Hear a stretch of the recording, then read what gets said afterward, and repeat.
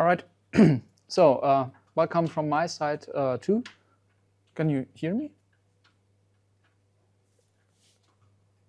Is the microphone working? That one only? Okay. So I will have to stay a bit more here. I will present twoPhaseInterTrackFoam, which is a module for OpenFOAM with interface tracking on an arbitrary Lagrangian-Eulerian way with surfactants and subgrid scale modeling. My name is Moritz Schwarzmeier, and I'm working together with these people. Let me just name Željko Tukovic and Tomislav Maric at this place, who might be the names you're most familiar with. So first, I would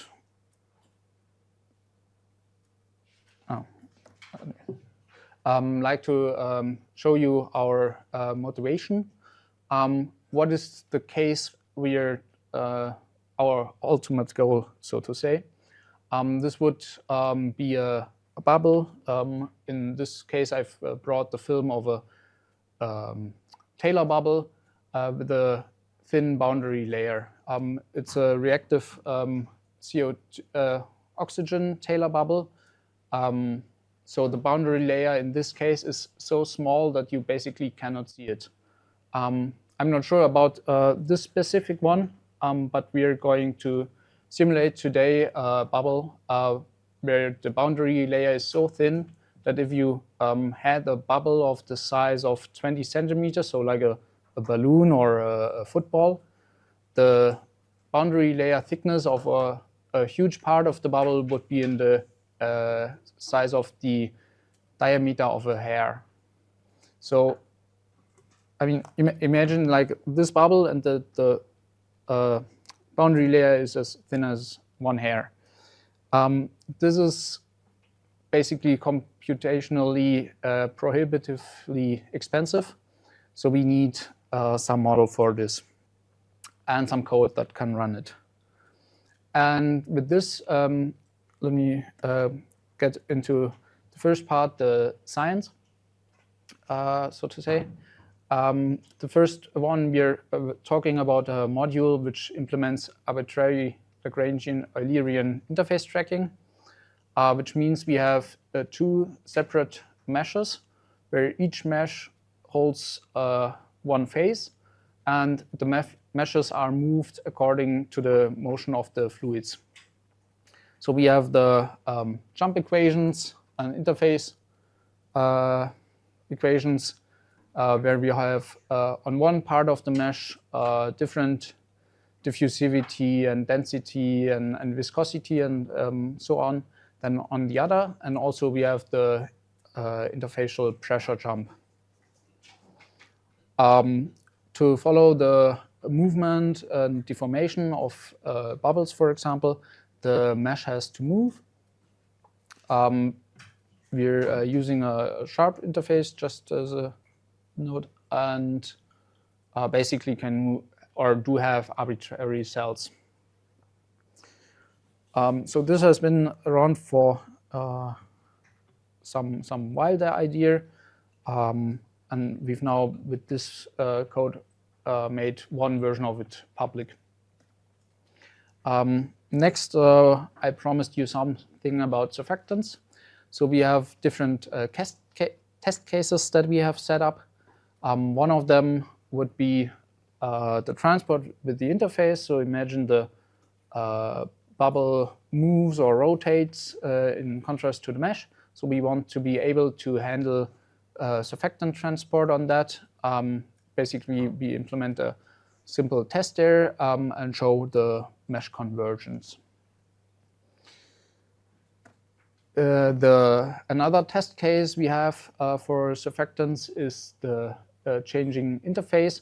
So we prescribe an uneven concentration, and then we expand the interface. We, so to say, inflate a balloon, and then we say there is no diffusion, and then we have an analytical solution basically for the change in the interface.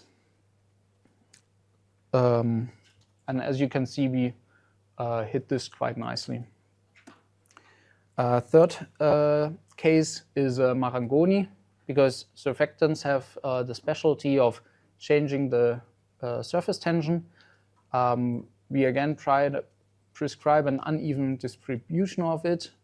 We get a resulting Marangoni effect, which induces velocities, and overall the bubble would start to move. Then our third point is the SGS.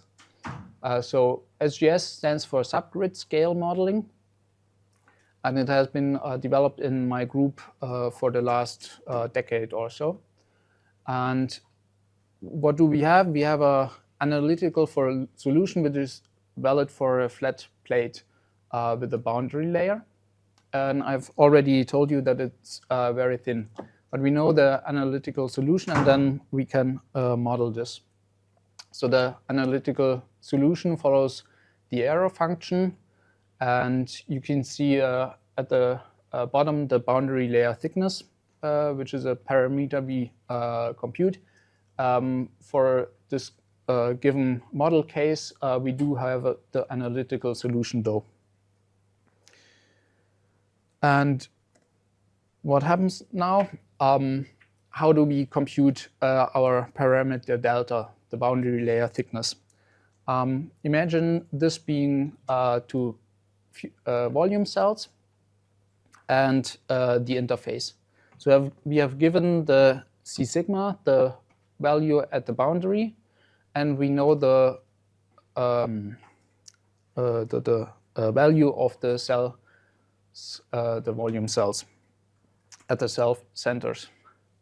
So an error function would look, first a linear interpolation would do this. Now we actually know there's some error function which is a bit bound and might actually look more like this. So for fitting, it has been shown that one effective way has been shown that we just take the integrate the curve over the volume cell and basically fit the parameter so that the area below and above the blue line here, which I've colored, are equal. So the volume content of the first cell is not changed. And what would that give us? It has two implications. We have a very different gradient at the interface, which is much, much higher. Like in this case, I don't know, graphically I would say factor of 10, but we could easily have a factor of 100 or 1000. And also note that there is a change in the gradient between the first and the second cell at the interface. There the gradient is actually lower than it would be from the linear model. So we have two places where we know the gradient better than our linear interpolation, which act in opposite ways. Yeah, that's just what I said. And in the end, this will then be applied to model such thin boundaries, where basically the whole boundary is within the first volume cell layer of a case like this. We have the analytical solution for delta for the simple flat plate for this case. So now I turn it so it's in line with this chart. We print it, we test it for different diffusivities and different mesh resolutions, and compare it also with the linear model. You see the black lines, which are very much not following the curve, the red curve, sorry. This is the linear model. You see in blue the parameter delta. So this equals basically what the dashed line in the above picture is. And the red line is the Sherwood number, which is proportional to the gradient. So as you can see, you have an extremely high gradient at the beginning of this plate, which very quickly then drops to low values. But you need or want to get it all right.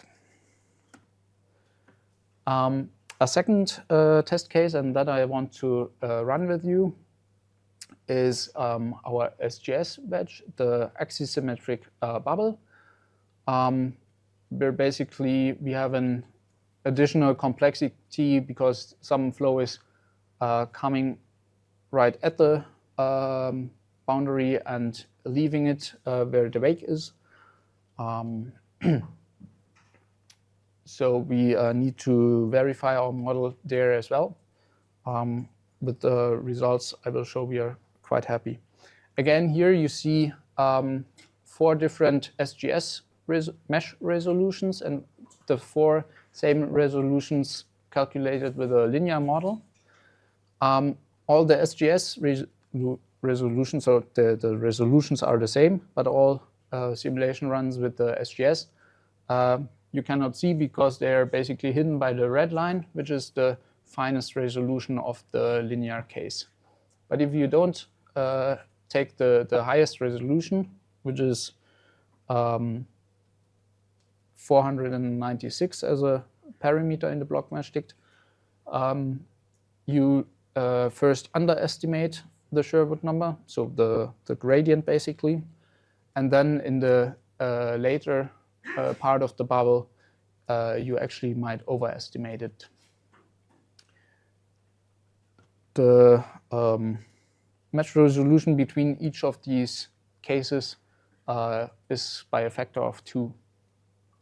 So you save an enormous amount of computational time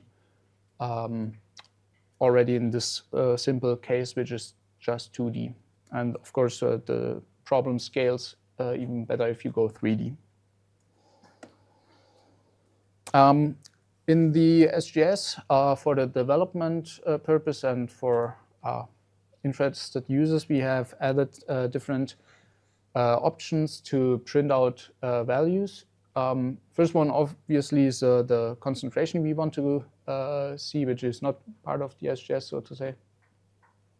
And you can see the coarse mesh resolution visibly, I think, even from the seats in the back. And all the concentration is basically within the first boundary cell layer of the bubble. And then it's diffusing into the wake. The SGS can also print out some other values. First, the boundary layer thickness, so the parameter we calculated, which is very small over a large part of the bubble. And only when the wake starts to detach, it grows rapidly. If you, we can also plot the diffusivity coefficient, which is used to impose the modified gradients at the interface and between the first and the second cell. So right at the interface now, you see the gradient turning from red to white, which means we have a very steep gradient at the interface. Yes, at the interface at the beginning of the bubble. And then it goes down to the gradient into a linear mode, basically. In the second row next to the bubble, you see the diffusivity coefficient after scaling between the first cell and the second cell. And this one goes the other way, so it goes from blue to white, which means that we have a gradient which is almost 0 between the first and the second cell at the beginning of the bubble. and then also go into a kind of linear modeling at the rear part of the bubble. In the third layer, for comparison, is the diffusivity coefficient without scaling.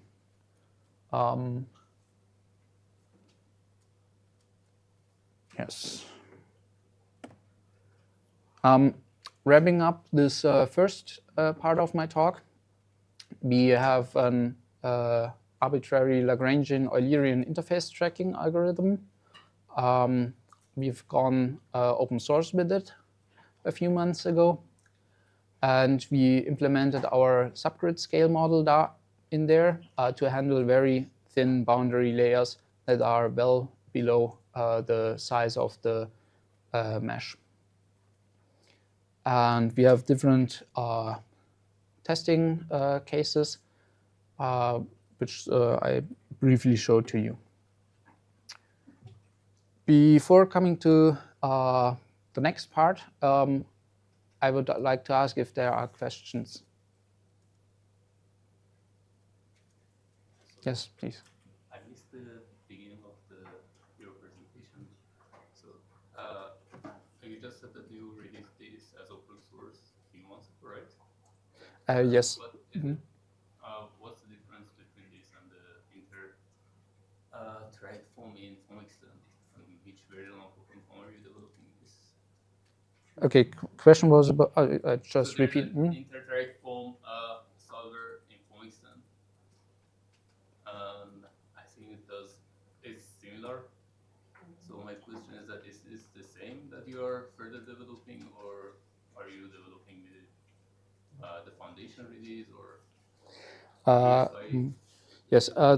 First of all, I'm not too familiar, to be honest, with the foundation or the extent version. We are working in the ESI version. I'm certain they don't have the subgrid scale modeling in the extent version. Possibly the similar or same test cases or capabilities for surfactants. And also there are different, let's say, flavors of interface tracking regarding the mesh, or some with something in the way of an overset mesh is also available. As far as or the way our interface points are moved is unique, as far as I know. But I would have to look at the version from extent. One more question. How much deformation of the bubble can this handle? Good question. The deformation of the bubble is limited by the mesh. We are at the moment deforming the mesh, so that is a limiting parameter. The thing about bubbles like these is that they usually don't deform that much, so we can calculate them, but we wouldn't be able to do large deformations, at least at the moment.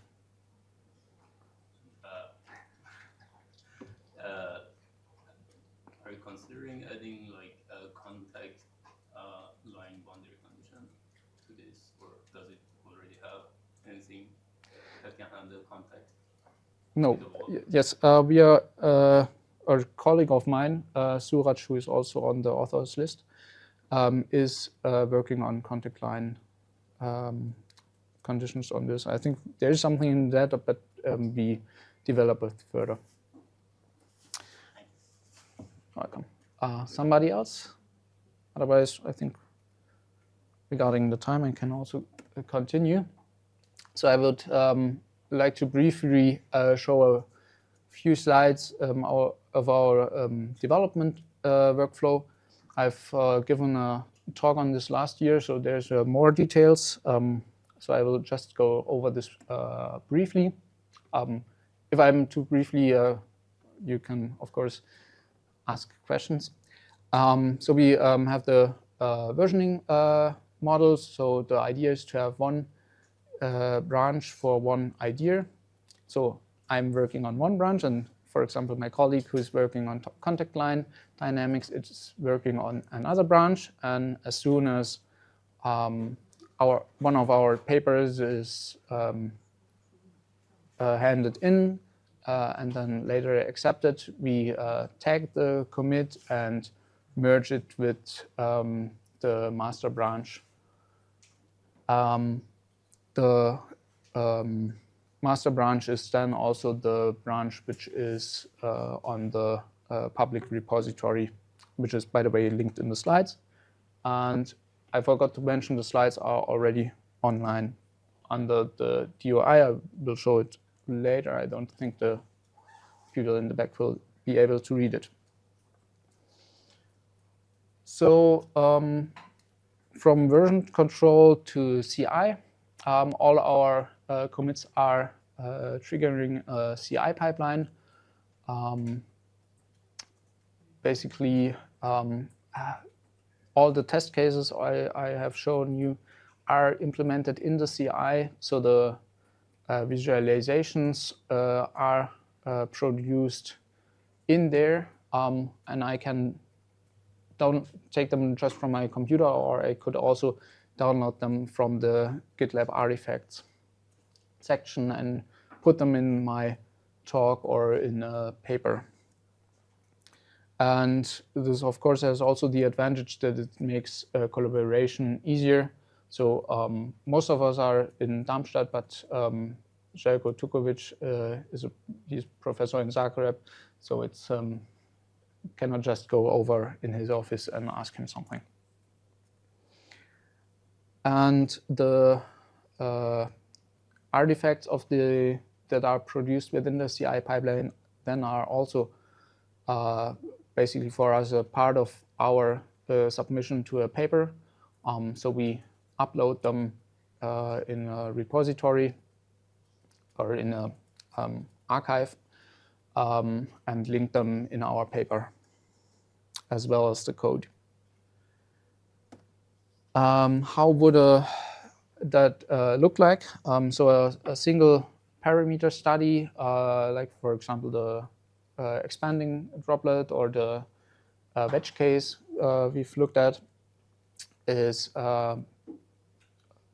set up with a PyFoam parameter study. One notebook collects basically all the data and plots them, and in the end prints out if the results are as expected or not.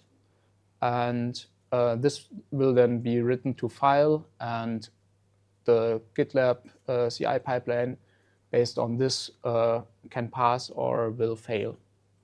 So we're quite sure we don't break things when we implement new things.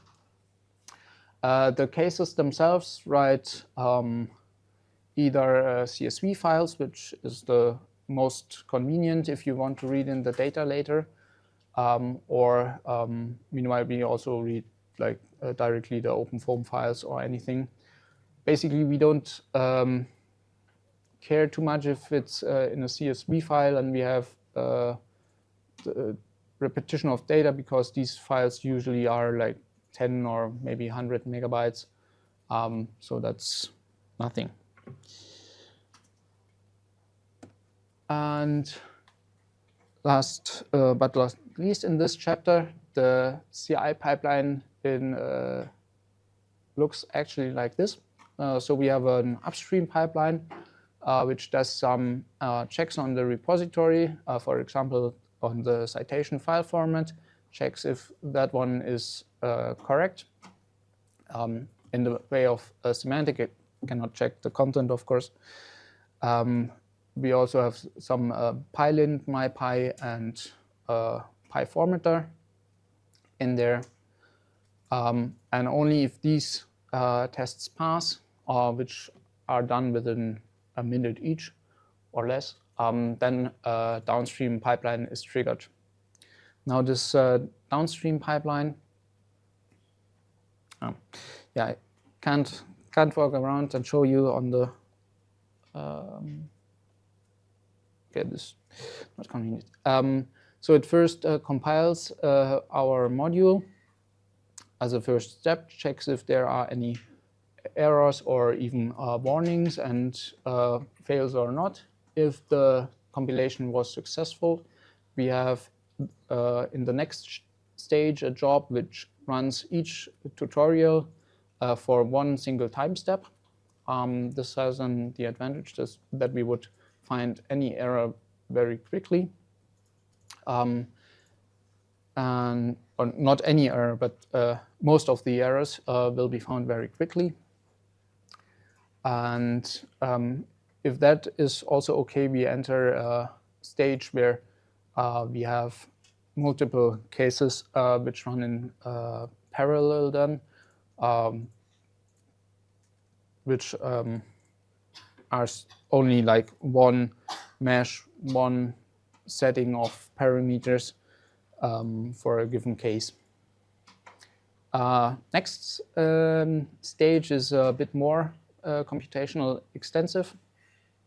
We have the parameter studies in there, so also the results I showed to you, where we have, for example, 32 parameter studies or cases in one parameter study running, which of course then takes much more time than those single cases, and will be only started if the single cases were successful. Last but not least, there's one job which collects all the artifacts, was just for making the download easier. Sorry. So I would take questions on the research software engineering part. Now I will also take them later, but maybe now is the better time.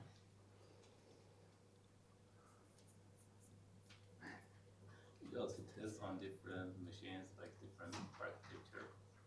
Because I had experience that something that was working on one machine failed on the other. Yep. Question was whether we work on different test on different machines. No, actually not.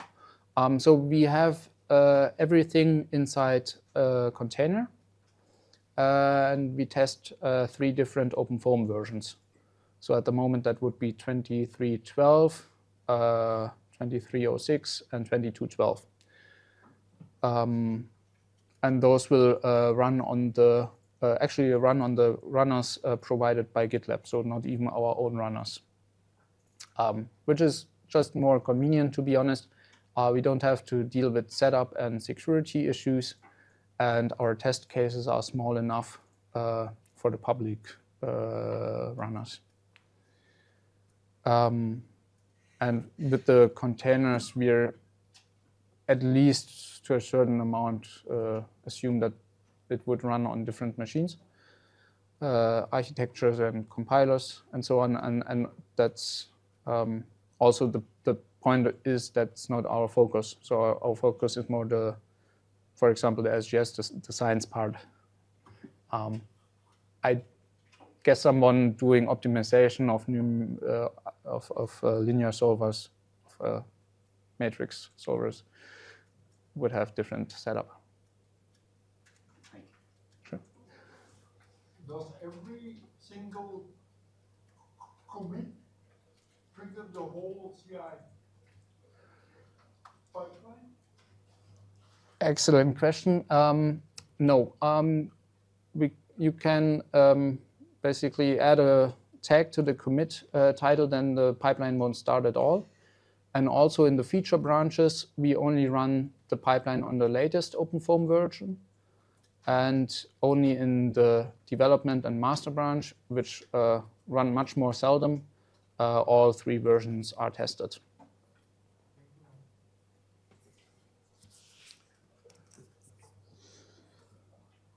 All right.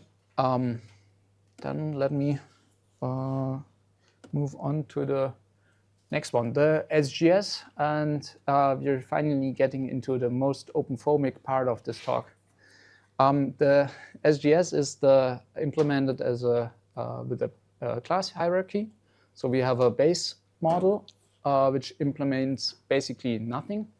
So it either gives back nothing or successful, or the values that would be used by the simulation if there was no SGS, where we expect some return of values.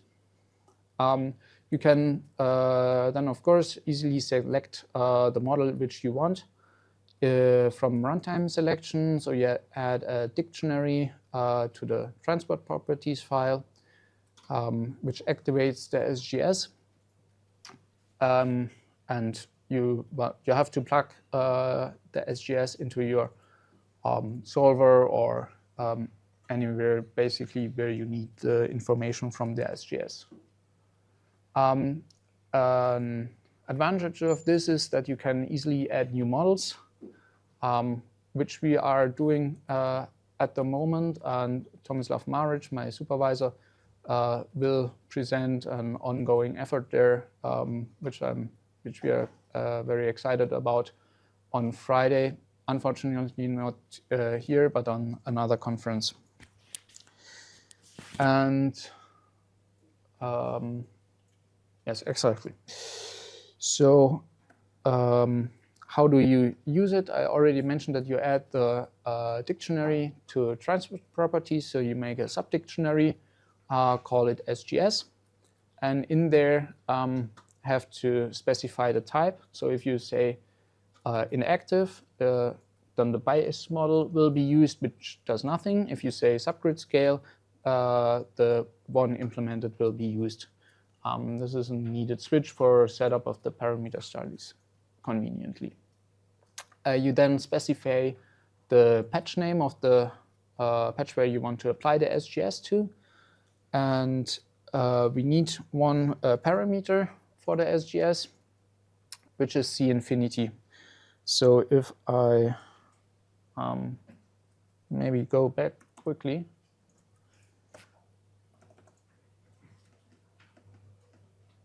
Yes.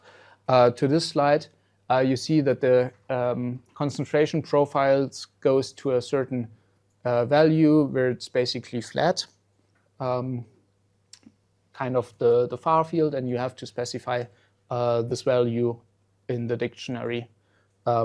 Otherwise, the system is not fully parameterized. And then you have two more options at the moment in the SGS. One is to write parameters to the file, like the modified diffusion, which I showed to you already. And you also can set a certain amount of info statements in the log file that you want to see, ranging from 0 to 3.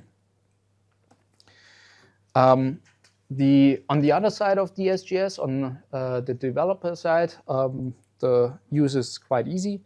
You create a pointer to the SGS. You give it by giving it the dictionary from the transport properties. And then there are basically three things you should do. First one is you update the SGS, which means that the parameter delta, the boundary layer thickness, will be fitted for each cell.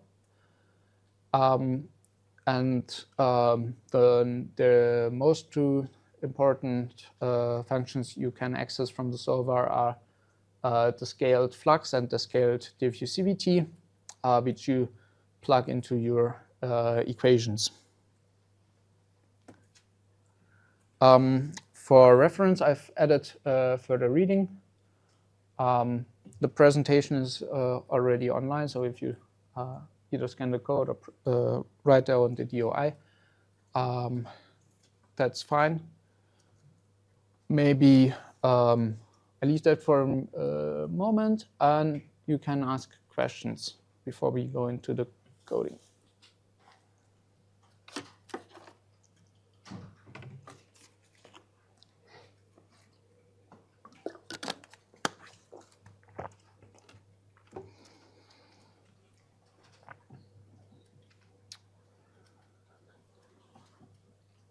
Okay, if there are no questions, we go into live demonstration. Now I have the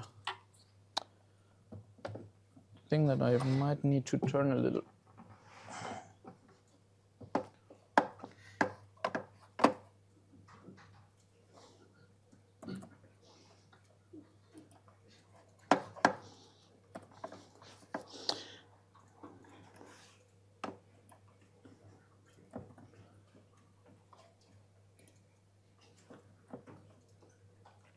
All right. I need to turn even more. That's better. Now I'm already went into solvers and sourced OpenFOAM. So I'm now want to need this.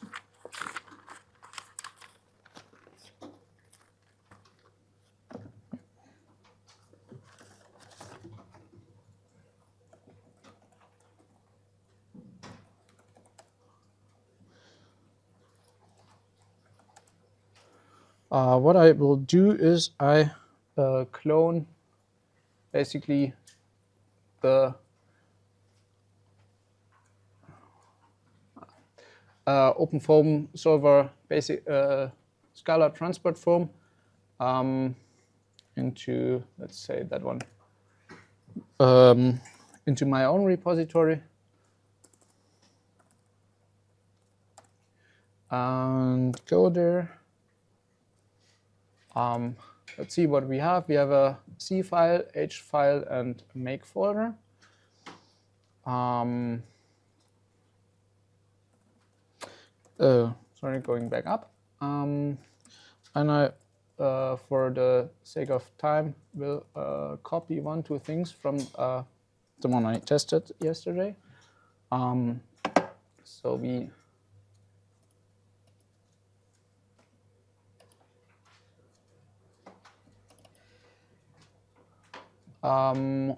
let's see, I need to modify my exe and my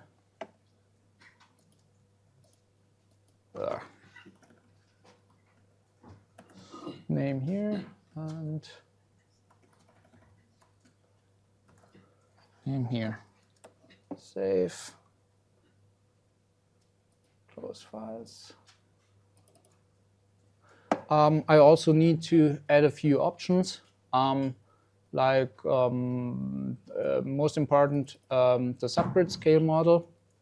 Obviously, also adding a finite area and the ln include. Save that. Okay. Now.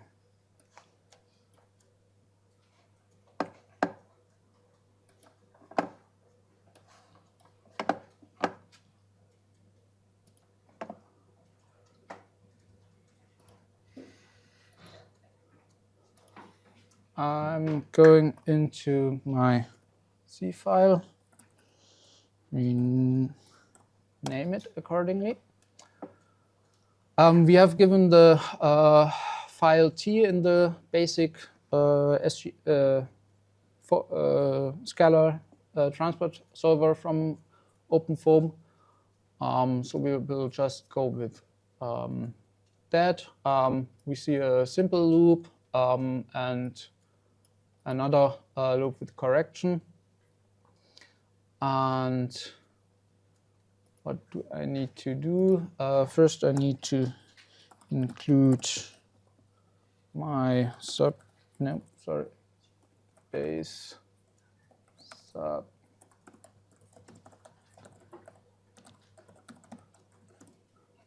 My base subgrid scale model.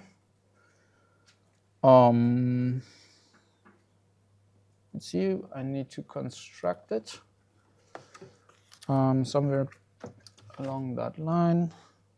So before the simple loop, we only need to construct the SGS pointer, of course, once somewhere before the actual run. Auto pointer, yes, base sub.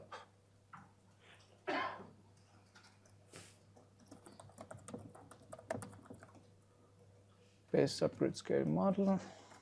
Let's call it SGS pointer. Ist gleich.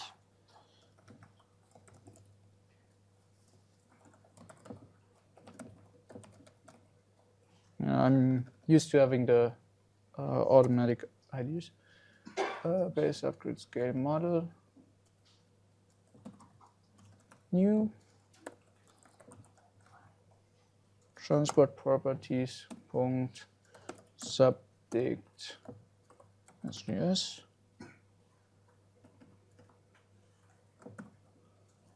That should do that trick. And then inside the simple loops, so there the values, of course, change from each time step or correction loop. So we need to update the SGS.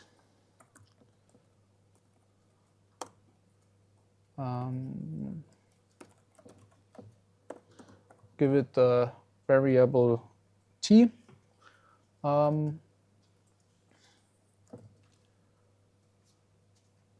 And so now we would have a pointer to our subgrid scale model, and we would know the boundary layer thickness. That alone doesn't help. We need to, as I said, we are scaling diffusivity and fluxes. And these are in here in the code. So we are going here, SGS pointer. In the div, we are taking the scaled. Give it phi and t. Have another t then.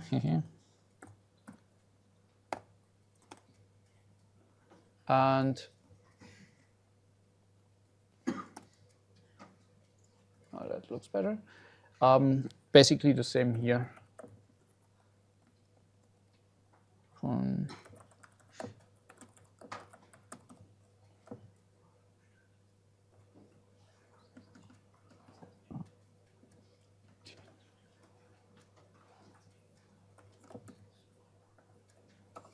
I'm just seeing. Nobody corrected me on this. That. Hope you're not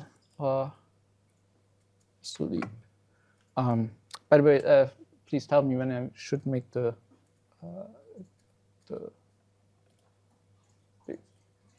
bigger. Oh, does not work. Okay, I'm saving the modifications. Let's see if I didn't. Sorry?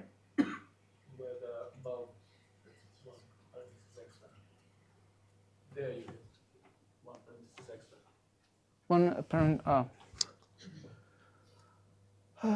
Close. Oh, yeah. Thanks. Good eye. So let's go to the main repository. Run all we make.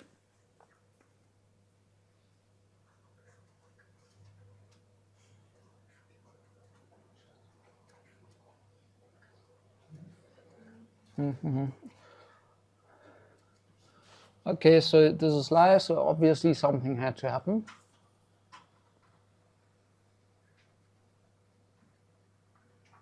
Name says not allowed here.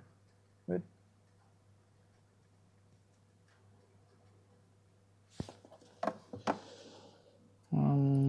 That seems unlikely.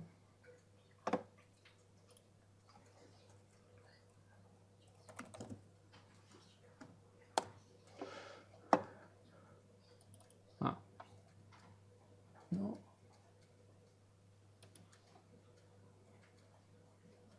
Option is same.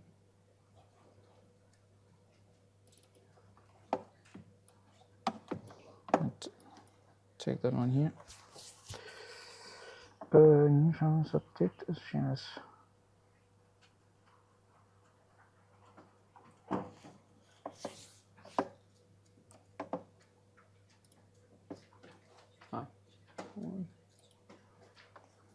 Sorry.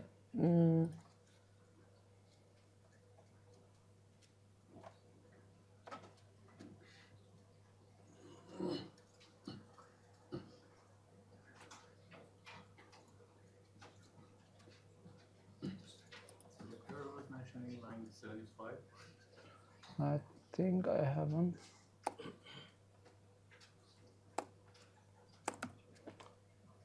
You saw another one? The first error was for line 75 or I'm not mistaken.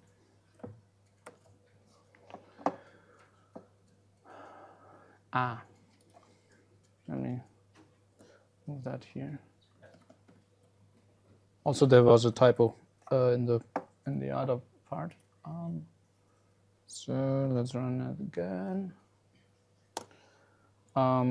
Otherwise, with the I have the other solver, but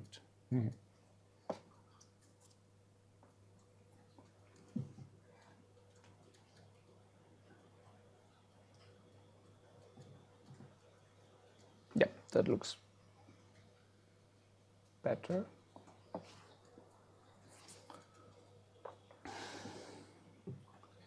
So in the remaining 20 minutes, you're going to simulate the test case with the rising bubble, the round one, not the Taylor one. We don't have that yet.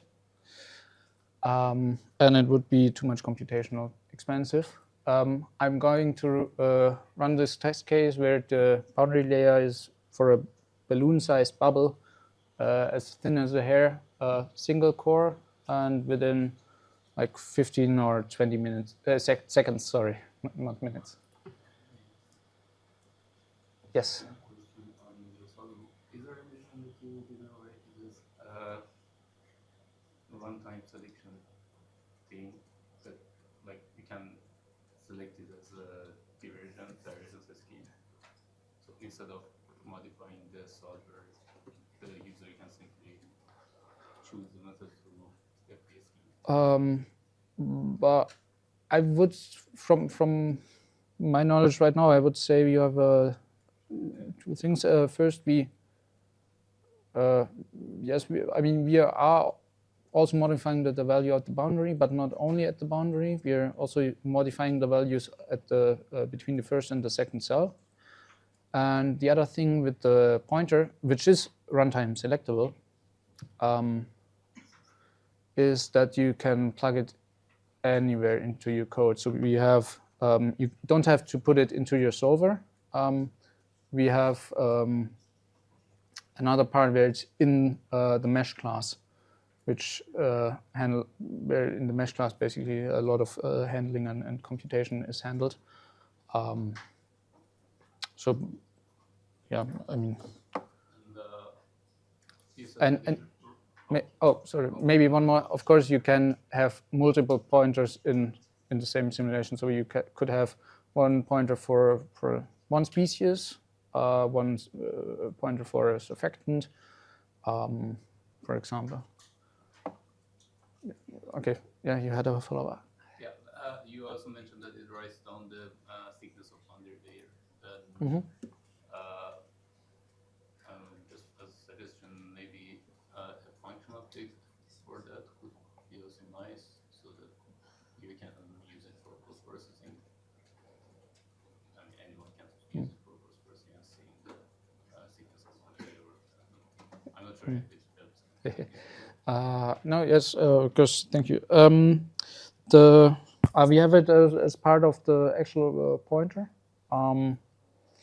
because the values might be different for different subgrid scale models, different methods in their different approaches. Also, it's so tightly coupled in there, and it needs access to all the variables in there. And then the diffusivity is the value at the face, but we write it to the cell for an easier visualization. The parameter delta, in contrast, is written as a CSV file. At least at the moment. I mean, we could, of course, change that when needed. So, any more questions? Yes, please. Out of sheer ignorance in this issue, how do you compare compiling your own solver as you do now, with instead making it available as a function object?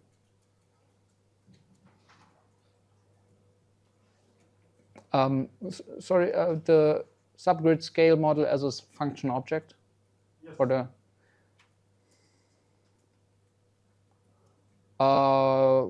yeah, the function object is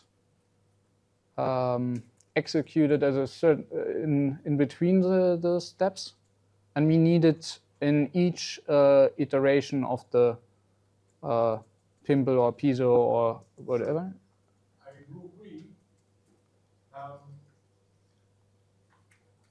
I am trying to compare this approach to an approach in which, inside of every options, you make a function object, and that function object could then be called wherever you might need it. Maybe. I'm not really sure. Yeah, I'm, to be honest, also not sure if that would work, and if we would have the same flexibility to add new classes or new models. So that I guess you would have to, or you would add a new, totally new function object, most likely. Yeah. Okay, so anyhow, I'm now in the folder where I want to be. So I've already set up the case. We have 4 reference solutions from a DNS solving. We have just our normal files, and maybe just go into the transport properties file. We have the name free surface, C infinity set to 0, and field name T, which is, by the way, because I'm on a branch. So in the publicly available version, the option field name does not yet exist. And now before I run, I need to add it in the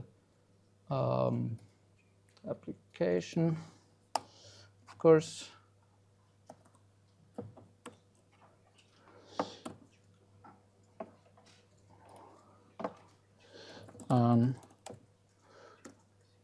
Can take a quick look at the all run. So basically what it does, we have a function object for the Sherwood number, which is made in there. If not yet there, then just a normal run with the block mesh dict and block mesh FA mesh. We have a utility to set the velocity field, because we now have a solver which does not compute any velocity. We're just testing this on a pre-processed field. And then we are running the Jupyter notebook, execute it to Markdown, and read if the result of this was successful. Now I hope I did everything right.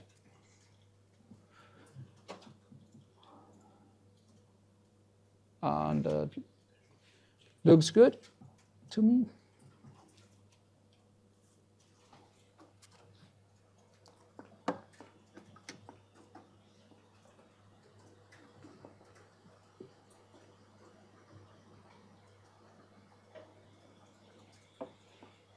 So we are already done with the solver. There was a problem in the Jupyter notebook, and the job therefore fails. So let's see what happened in the notebook. Run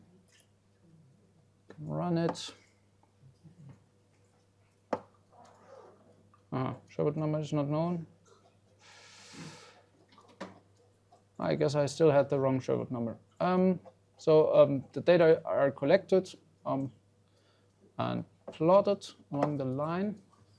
Anyhow, I see I now have probably the wrong diffusivity. Yeah, I've run it with the diffusivity of 10 to the power of minus 1 to the power 1 times 10 to the power of minus 12, which is almost unphysical, or for the things we are doing almost unphysical. So previously we had in the parameter study we have 10 minus 8 till minus 11. Maybe we go with 9 now, so we see something. And I just run again.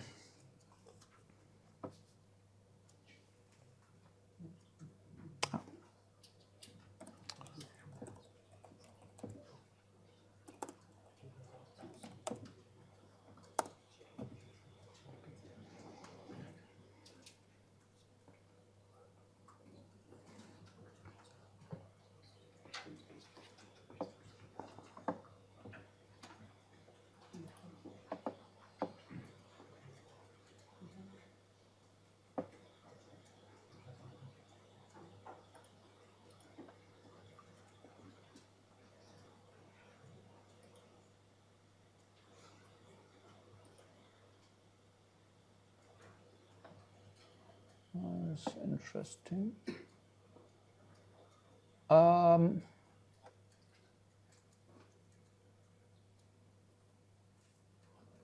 Something is different than yesterday evening. There are some outliers. Anyhow, okay. Give me 1 second. That cannot be.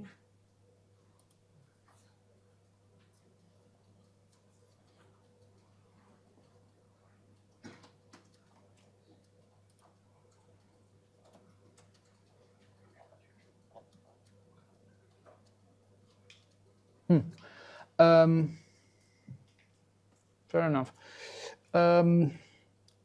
Our end result is the yellow line, and as you can see, you cannot see the blue line because it's hidden beneath the orange dots, where the blue line is our reference solution. Now, let's take a look at the visuals. This is our case. Let's get to the last time step.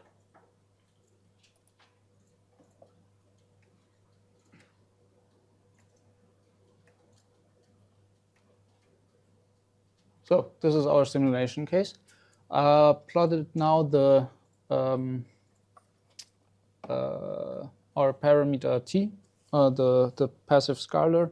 So this in the cases we are running usually is a kind of species or a surfactant, but it could also well be a temperature.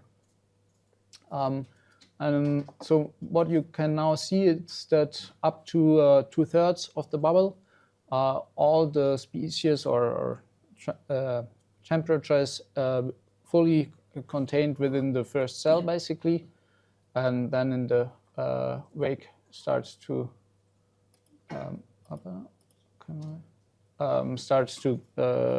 detach and trail off into the trailing wake. As I said, we are not only plotting T. I can also plot the adjacent cells. This is just useful for debugging or finding errors in your case. We see again the same result basically as in the slides with the scaled diffusivity, where in the top part we first in the order of the flow scale down the diffusivity and then scale it up. And in the rear part, there's not much scaling happening because the gradient is much smaller and the concentration distributed over more cells. We have our parameter delta, which is so big you can only see it in the last pixel here. 0, 0, 0. Go with that one. Yeah. So you can see that the boundary layer thickness has quite a similar value for almost all over the cell. Just in the way where the flow then detaches, it goes up rapidly. Basically, I think if you hit the center of the symmetry, it would be almost, yeah, it would be almost infinity. And then we also scale the flux, which is similar to the diffusion. In the front part, it's added. In the rear part, it's lowered. Red and blue, of course, here, because in the one case, the flow is impinging on the free surface, and in the rear part of the bubble, it's detaching, so the sign is flipped. Printing the second adjacent cells to the interface. And now we also can print the gradient in the between the second and first and second cell. So as you can see, basically there is no gradient in the front part of the bubble, and only in the rear part of the bubble at one specific angle there's a high gradient between the first cell and the second cell. So in the front part, the boundary layer is not yet at the interface between first and second cell. In the very rear part, like at the center, the boundary layer is so big that the gradient also is small again. In the part where it's blue is the spot where the gradient is steep and is at the location where the first and second cell have their face. Now we are looking at the gradient at the interface itself, which is high at the front and then slowly goes down, so quite a different behavior than the gradient between the first and the second cell.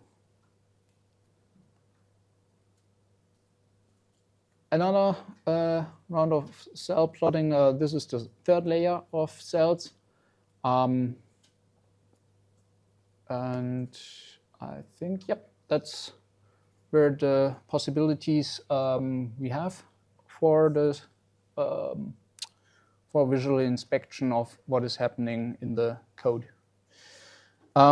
We have, according to schedule, 3 minutes left, so maybe I can have 1 to 2 more questions. And I can already tell you that afterwards there will be a coffee break before the last talk of the day. Thank you, and I'd be happy to take more questions. I wonder, what's your mass like? What's the mass like?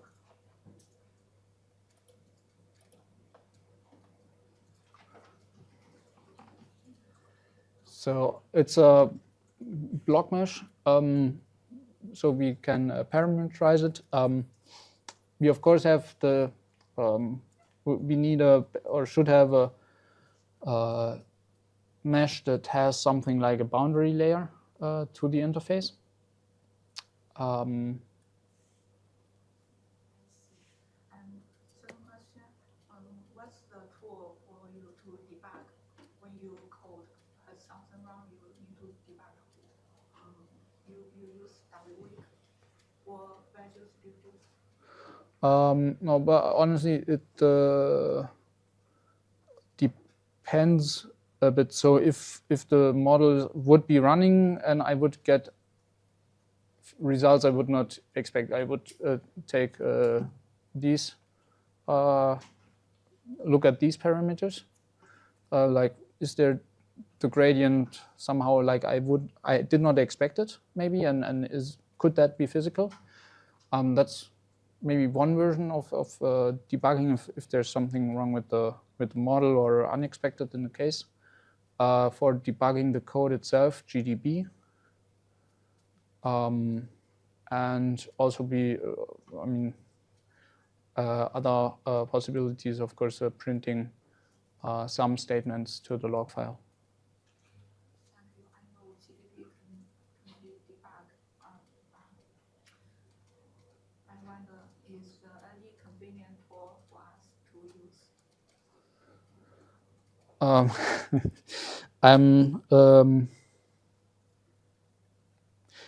I think you can do most of the stuff in GDB with 3 or 4 commands, basically.